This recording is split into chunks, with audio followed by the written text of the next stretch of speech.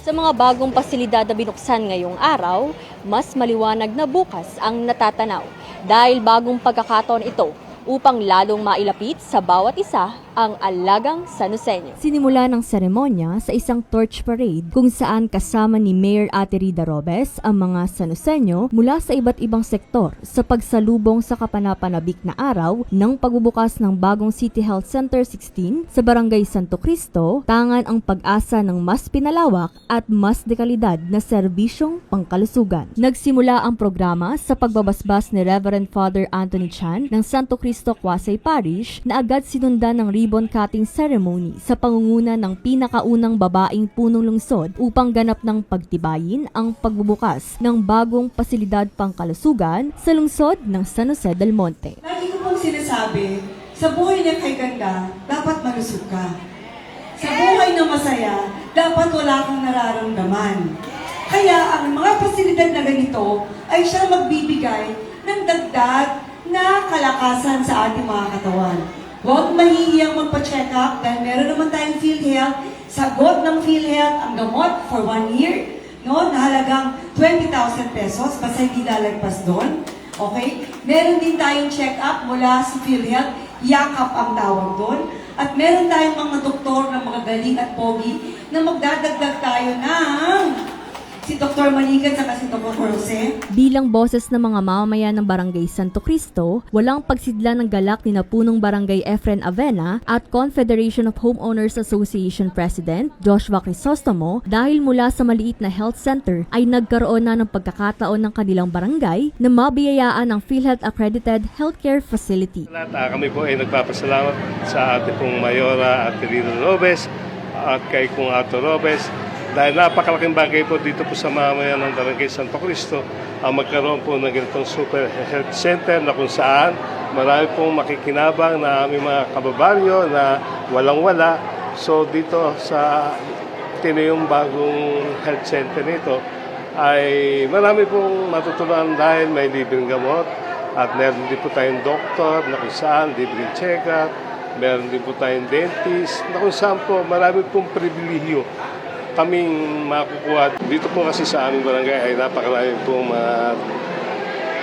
tutusin po na talaga namang umaasa lang din po sa mga libre maintenance, gamot, check-up. Dahil marami po dito rin poorest of the poorest. Kaya maraming po salamat. Sana po huwag kayong magbago. Sana po mas marami po pong blessing ang madala po dito po sa aming barangay ng Santo Cristo. Muli po, maraming pong salamat ating Mayor Robes. Sa ganito pong pagkakataon ay pinasayo niyo po ang buong barangay ng Santo Cristo. Napakalaking tulong nito sa ating mamamayan, no? Na Sanuseño, particular sa Barangay Santo Cristo. Kasi nga po, yung mga tao, kaysa pupunta pa sila dun sa ibang mga lugar, no? At yung aming Barangay Health Center dating maliit, ngayon malawak na, malaki na. Malaking improvement nito, malaking bagay ito dahil mas mabilis natin mapararating yung tulong pangkalusugan. So yung worries ng almost 55,000 na constituents ng Barangay Santo Cristo ay matutugunan sa pamamagitan nitong bagong health center natin. Isang malaking pasasalamat dahil tinugunan niya yung number 1 pangangailangan ng Barangay Santo Cristo. Ito yung usapin pangkalusugan na alam naman natin na yung mga tao ay hindi naman lahat can afford pumunta sa malaking ospital. But with this kind of health center, na alam naman natin, kita nyo naman, napakaganda, no? Level up siya. So makakatugon siya, kaya napakalaking pasasalamat ng Barangay Santo Cristo at ako bilang presidente ng isang homeowner association, particular ng Northgate Park Executive Homes, na kumakatawan din sa Confederation of Homeowners Association ng buong CSJDM, ay talagang nagpapasalamat sa ating butihing Mayora, Ate Florida Robes, dahil sa kausayan niya sa pagtugon sa bawat pangangailangan ng ating mga mamamayan. Hindi rin naitago ni Nanay Teresita ang kanyang ngiti sa magandang balitang dala ng bagong biyaya sa barangay. At least malapit na po yung pagpapacheck up namin. Marami mga katulad namin senior citizen, hindi na kami lalayo. Tapos magkumpleto na, maganda nga po yung nagkaroon na kami ng bagong health center. Opo, siyempre. Maraming salamat po, Mayor Ate Rida Robes, sa maganda naming health center at maligayang kaarawan din po. Naway pagpalain po kayo ng ating Panginoon Diyos. God bless you more. Happy kami sa inyo. Maraming salamat. Buong pwersa ring naghatid ng matibay na pagsuporta sina City Health Officer Dr. Rosel Tolentino at Department of Health Provincial Office Development Management Officer 4, Ms. Claire Alviar sa mga doktor na tututok sa physical at oral health ng mga mamamayang Sanosenyo, sa mga katuwang na barangay health workers at sa bawat isang benepisyaryo ng City Health Center 16. Hindi po sa totoo lang, ang tumutupad sa pangaplano sa Health Facility Development Plan ay nangunguna po ang San Jose del Monte. Kaya palapakan po natin ang mayor. So, sana po ginawa yung ating magandang health facility.